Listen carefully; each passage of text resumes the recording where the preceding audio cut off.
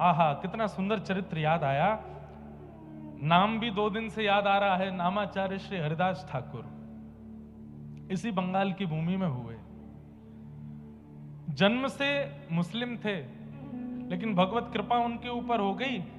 उनको उपाधि दी गई। जैसे लोगों के आगे परम पूजनीय श्री श्री लगाया जाता, ऐसे गौड़िया वैष्णव संप्रदाय में हरिदास ठाकुर को नामाचार्य कहते हैं। 3 लाख नाम रोज करते थे। तो जब मुस्लिम राजा को पता चला कि ये हमारे कुल खानदान का होते हुए भगवान का भजन करता है, हिंदुओं के देवता को गाता है, समझाया बुझाया, नहीं माने तो फिर कहा कि इसको मृत्यु दंड दो। तब किसी सेनापति ने कहा कि बोले मृत्यु दंड तो बहुत सरल होगा, इसको फांसी पे लटका देंगे, इसको क्या 2-4 मिनट दर्द होगा। इसने जो गलत काम किया है हिंदुओं के देवताओं का नाम लेकर के, इसको तो कोई कड़ा दंड मिलना चाहिए। बोले क्या दंड दें? बोले हाथ बांधो, पैर बांधो, बाजार में लेकर के निकलो और इस पर कोड़े बरसाओ। कोड़े में भी कील होनी चाहिए बड़ी बड़ी, तो वो कील जब इसके कोड़े पड़े और कोड़ा जब हटाया जाए तो पूरे शरीर को छीलते हुए निकले। राजा बोले उससे क्या होगा? बोले बाजार में जब बच्चा बच्चा इसको देखेगा, लोग इसको देखेंगे, तो कल को कोई भी, अरे मुस्लिम तो क्या, दूसरी जाति के क्या, हिंदू भी अपने देवता का नाम लेने में घबराएंगे जब देखेंगे कि ये दंड मिल रहा है। तो राजा ने कहा यही ठीक है। मैंने एक दिन बताया था, हरिदास ठाकुर पर जब कोड़े मारे जाते थे तो रक्त की बूंद नहीं निकलती थी, पिचकारियां निकलती थी शरीर से। लेकिन जब वो कोड़ा पड़ता था और उस समय जब वो दोनों भुजा उठा करके और ऊंचे स्वर में बोलते थे हरि बोल हरि बोल हरि बोल, कोड़े बरसाने वाले के चरण पकड़ लेते थे और क्रोध में नहीं, नेत्रों में भाव भरे रहते, अश्रु भरे रहते। बोले बड़ी कृपा। मैं तो चाहता था कि मैं ऊंचे स्वर में नाम गाऊं, लेकिन मैंने पूरी ताकत लगाई। इतना ऊंचा स्वर मेरा पहले कभी नहीं प्रकट हुआ जितना ऊंचा स्वर आपके कोड़े मारने से प्रकट हुआ है। और मारिए।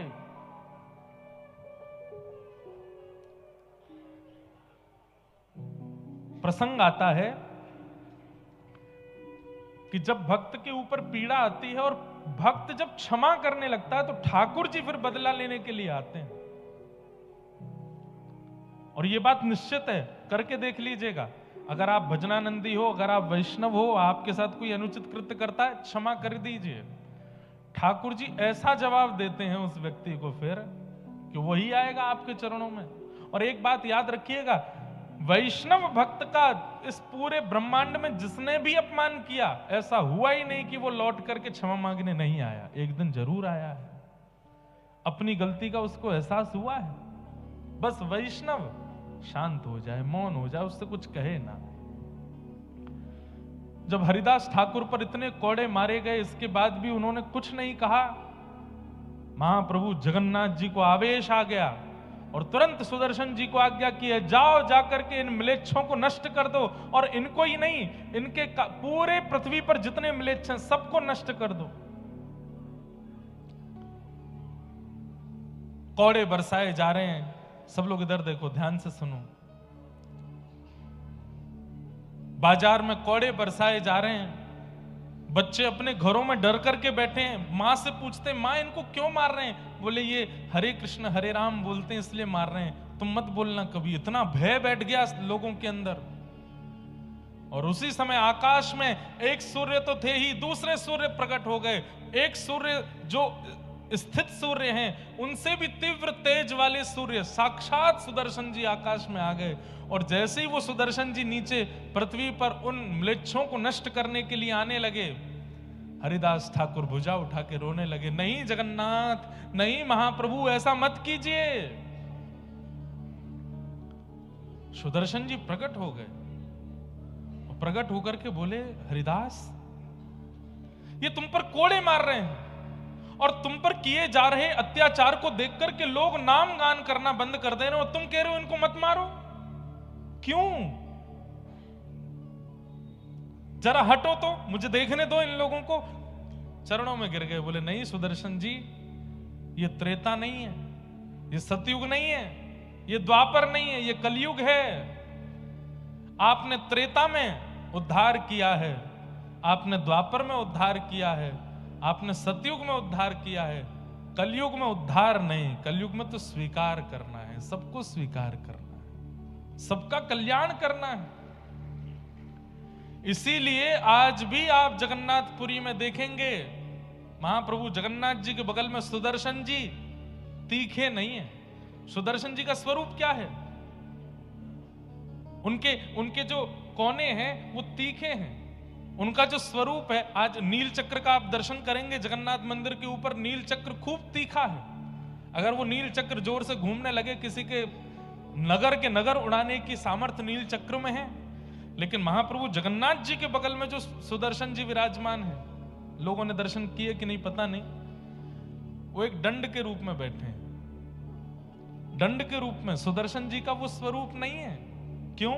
क्योंकि कलिकाल में इन भक्तों ने ठाकुर जी से प्रार्थना की कि यहां पर संहार नहीं करना है, यहां पर उद्धार नहीं करना है, यहां तो हर किसी को स्वीकार करना है।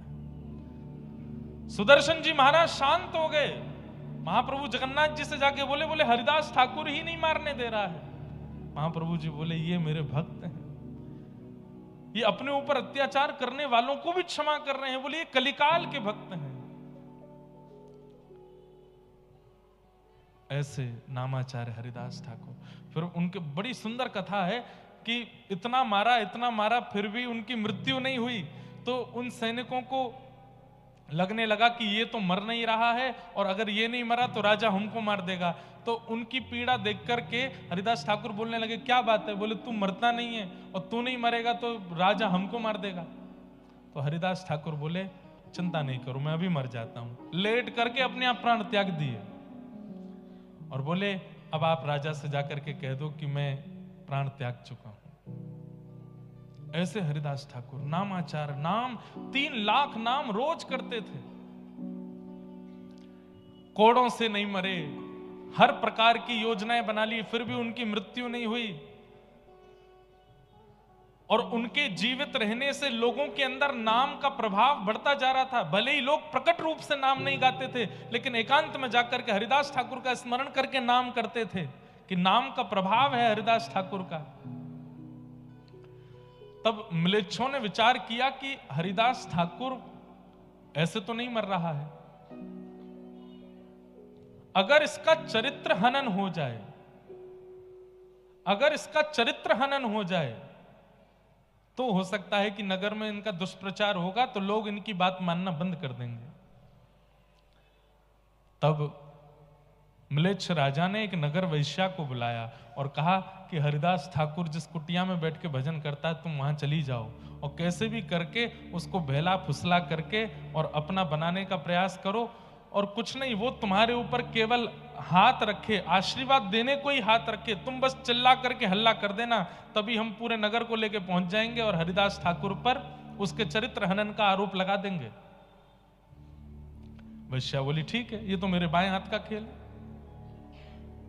पहुंच गई वैश्या, हरिदास ठाकुर बैठे हैं और वैश्या ने जाकर के कहा ये आपके बंगाल के भक्त हैं। वैश्या जाकर के बैठ गई और बोली महाराज क्या कर रहे हैं? बोले मैं नाम कर रहा हूं। बोले इतने युवा हैं आप, इतना सुंदर आपका यौवन है, अभी युवावस्था में है, कहां नाम कर रहे हैं? मेरी इच्छा है, मेरे पास बैठिए, मुझसे थोड़ी बात कीजिए। हरिदास ठाकुर बोले देवी आप मेरे कुटिया में आई हैं, आपकी इच्छा जरूर पूरी करूंगा, लेकिन मेरा नियम है मैं 3 लाख नाम किए बिना कुछ नहीं करता। पहले अपना नाम कर लूं, उसके बाद आपसे मिलूंगा। आप थोड़ी देर प्रतीक्षा करो, बस मेरा नाम हो जाए फिर मिलता हूं। वैश्या बैठ गई सामने और श्री हरिदास ठाकुर नाम में लग गए। करते करते करते दोपहर हो गई, दोपहर से शाम हो गई, शाम से रात हो गई। सामने बैठी वैश्या को नींद आने लगी।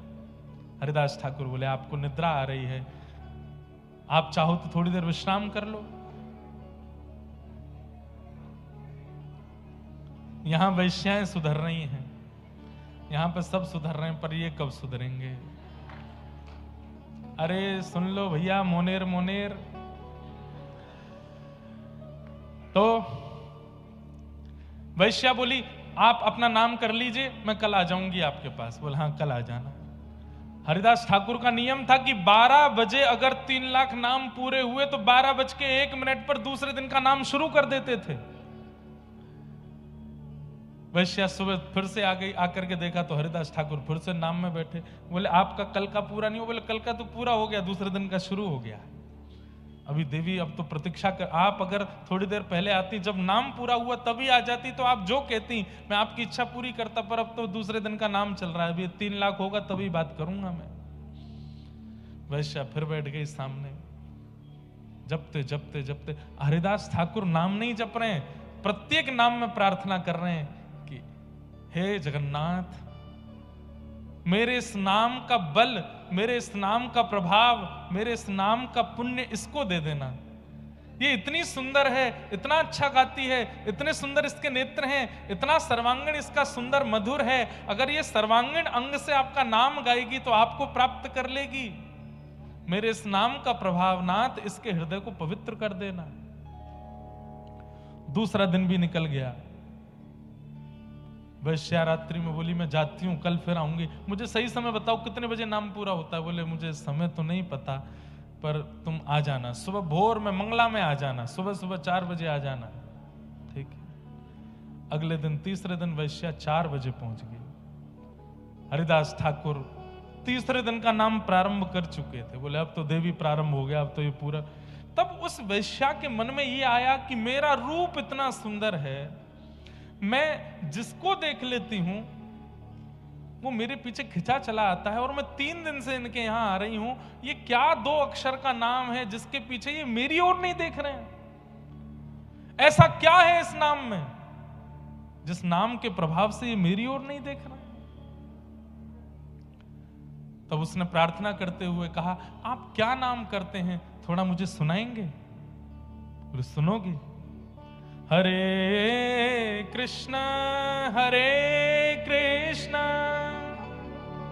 कृष्ण कृष्ण हरे हरे, हरे राम राम राम हरे हरे। जैसे ही नाम महामंत्र सुनाया, बंधुओं एक बात बताएं,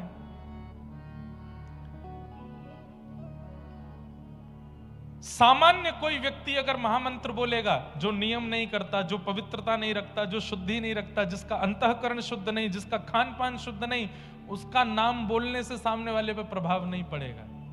लेकिन अगर कोई नामनिष्ठ हो, जिसका तन भी पवित्र है, मन भी पवित्र है, जीवन भी पवित्र है, सर्वांगीण अंग पवित्र है, वो स्वर में, बेस्वर में, बेताल में भी अगर नाम बोल देगा तो सामने वाले का चित्त पिघल जाएगा।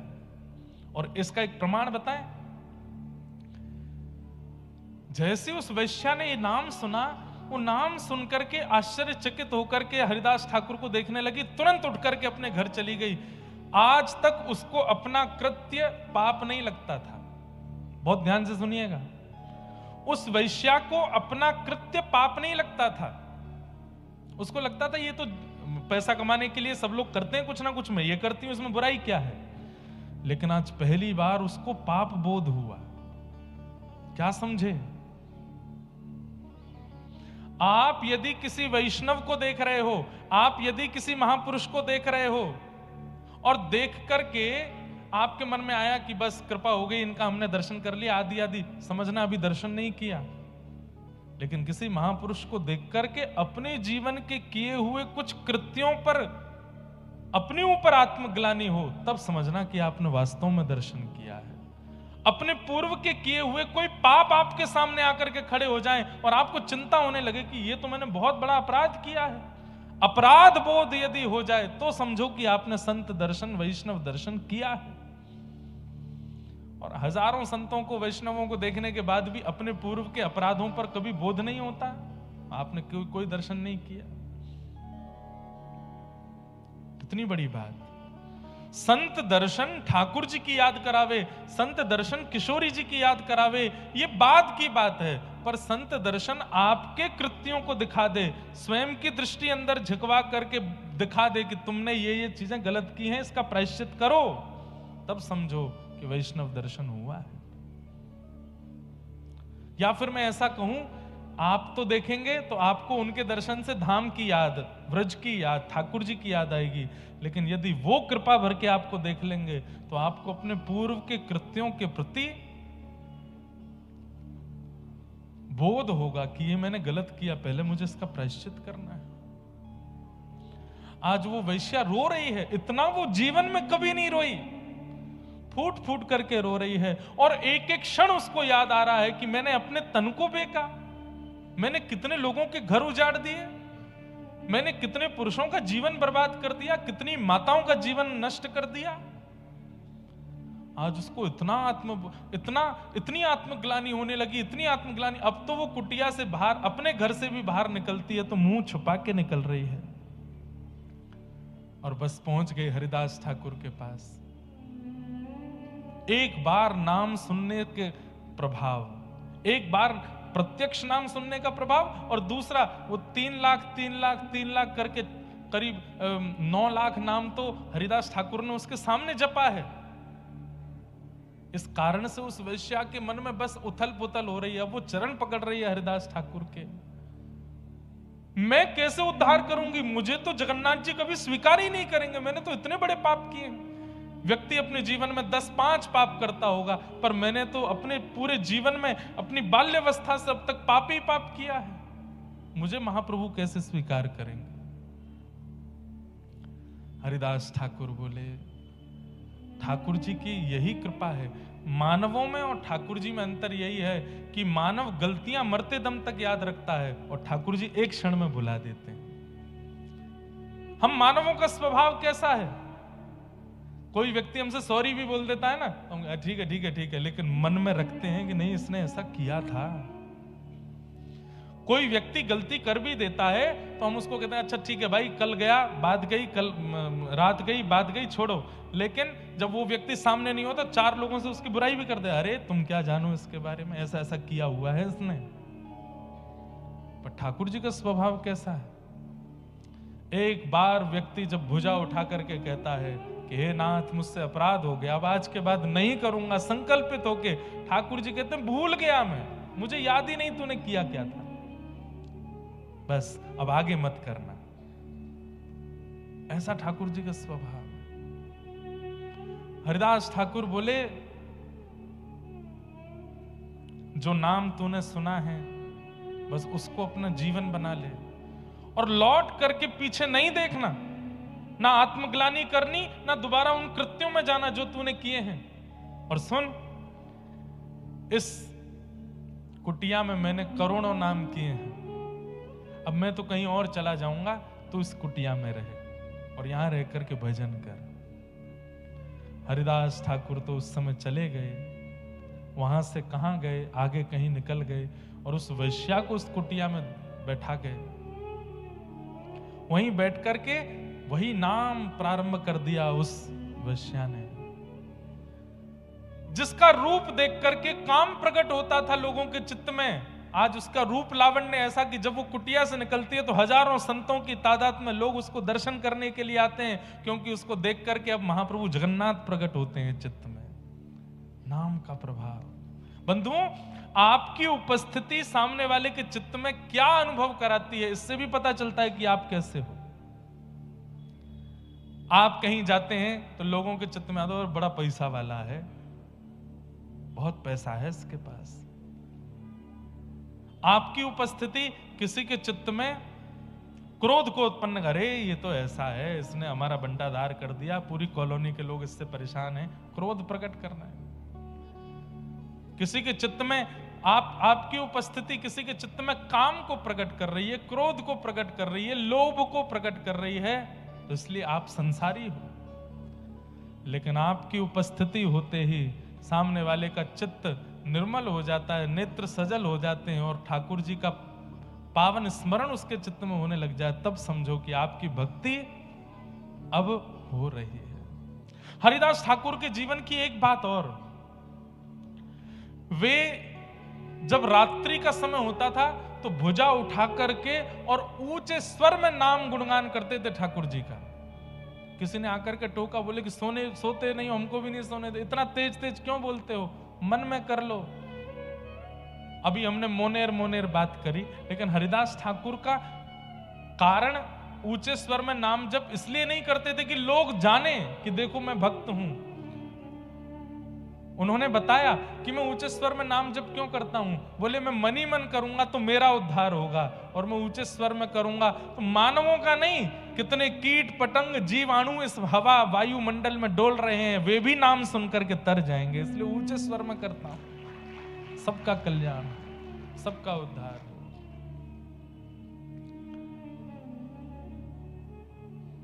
सामान्य नहीं है। नाम निष्ठ हो जाइए। कलयुग में ये नाम ही कल्याण करने वाला है, नाम ही उद्धार करने वाला है। और वह नाम भी कैसे? जैसे बहुत प्यासा व्यक्ति जब पानी पीता है तो प्रत्येक घूंट अगली घूंट की और इच्छा प्रकट करती है कि वो भी मेरे अंदर आवे ताकि मेरी प्यास बुझे। नाम भी ऐसा ही होता है। एक बार कह दिया हरे कृष्ण तो दूसरा हरे कृष्ण बोलने के लिए आप इतने उत्सुक हैं, तीसरा हरे राम बोलने के लिए उससे भी ज्यादा उत्सुक हैं, चौथा हरे राम बोलने के लिए उससे भी ज्यादा उत्सुक हैं। हरे हरे बोलते बोलते तो नेत्रों से अश्रु निकल जाए, ऐसी उत्कंठा नाम के प्रति हो जाए, तब नाम प्रभावशाली। उत्सुकता भक्ति में बहुत जरूरी है। एक्साइटमेंट। अगर आप उत्सुक नहीं हैं तो आपका नियम क्रम व्रत अनुष्ठान परिक्रमा सब व्यर्थ है। उत्सुकता, जैसी उत्सुकता यहां कथा सुनने की लोगों में है, जैसी उत्सुकता भीतर बैठने की लोगों में है, जैसी उत्सुकता एक एक शब्द को श्रवण करने की लोगों में है, ऐसी उत्सुकता केवल कथा नहीं हर भगवत संबंधी कार्य में हो जाए। आपकी ये उत्सुकता ध्रुव की तरह 5 महीने में ठाकुर जी का अनुभव करा देगी। केवल 5 महीने उत्सुकता आ जाए। संसार की क्रियाओं को करने में आलस्य नहीं आता हमको, पर भगवत कार्यों में आलस्य आता है, और यही आलस्य भगवत प्राप्ति में बाधा बनता है। आलस्य नहीं, उत्सुकता। तो मैं निवेदन कर रहा था कि भक्त कभी रिवेंज नहीं लेता, भक्त कभी बदला नहीं लेता, भक्त क्षमा करता है। उसकी तरफ से बदला ठाकुर जी ले लेते हैं, और जब ठाकुर जी बदला लेते हैं तो फिर अच्छा वाला ही लेते हैं। आपके साथ किसी ने कुछ गलत किया, आपने अगर उससे बदला लिया तो आप ज्यादा से 2-4 थप्पड़ मारोगे, लेकिन आपने पुलिस के हवाले कर दिया कि भाई इसने मेरे साथ ऐसा किया, अब आप देखो, पुलिस तो उसमें डंडे बरसाएगी। फिर ठीक वैसे ही आपके साथ अनुचित कृत्य पर आप कुछ रिएक्शन देते हो तो आप ज्यादा कुछ नहीं कर पाओगे, लेकिन ठाकुर जी के भरोसे छोड़ देते हो तो ठाकुर जी तो ऐसा चक्र घुमाते हैं, और याद रहे उसे। ऐसा नाम